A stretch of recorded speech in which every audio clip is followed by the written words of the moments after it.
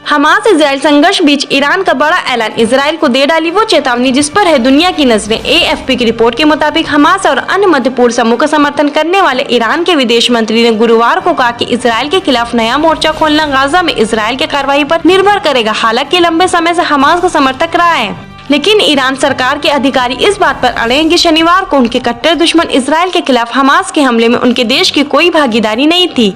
Iraq के प्रधानमंत्री मोहम्मद शिया अल सुदानी के साथ एक बैठक के दौरान विदेश मंत्री ने कहा कि कुछ देशों के अधिकारी ने हमसे संपर्क किया और इजराइल खिलाफ एक नया मोर्चा खोलने की संभावना के बारे में पूछा है। ईरानी विदेश मंत्रालय के एक बयान के अनुसार उन्होंने कहा, भविष्य की संभावनाओं के संबंध में हमारा स्पष्ट उत्तर ये है कि सब कुछ गाजा में ज़ायोनी शासन के कार्यों पर निर्भर करता है। अब भी इजराइल के अपराध जारी हैं और क्षेत्र में नए मोर्चे खोलने की अनुमति के लिए हमसे कोई नहीं पूछता। मीडिया रिपोर्ट के मुताबिक उन्होंने ये भी कहा कि इजराइल ने बमबारी नहीं रोकी तो और भी मोर्चे खुलेंगे, हिजबुल्लाह को मैदान में उतार देंगे। ईरान के विदेश मंत्री के इस बयान के बाद सोशल मीडिया पर अलग ही बहस छिड़ गई है।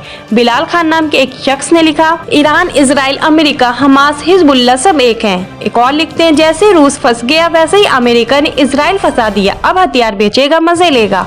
अगर कल को भारत अपने पोक को लेने को लड़े तो देखना यही अमेरिका पाकिस्तान को हथियार देगा। एक और यूजर लिखते हैं, ईरान जानता है इजराइल अब रुकने वाला नहीं, ये धमकी नहीं, फॉर्मेलिटी पूरी हो रही, सब कुछ पहले से तय हो चुका है दिखता है, क्योंकि हमास में ISIS का होना बड़ी तबाही का इशारा है। सीरिया के बाद इजराइल और फिलिस्तीन दोनों केंद्र बनेंगे बड़ी तबाही के। एक और ने लिखा, इसका मतलब है ईरान ने ही रिमोट अपने हाथ में ले रखा है, अब विश्व युद्ध होना निश्चित है और विश्व की आबादी कम होने का समय नजदीक आ गया है। आपको बता दें कि ईरान ने इजराइल पर हमास के हमले का समर्थन किया है। इजराइल हमास युद्ध में अब तक 2600 से ज्यादा लोगों की मौत हो चुकी है।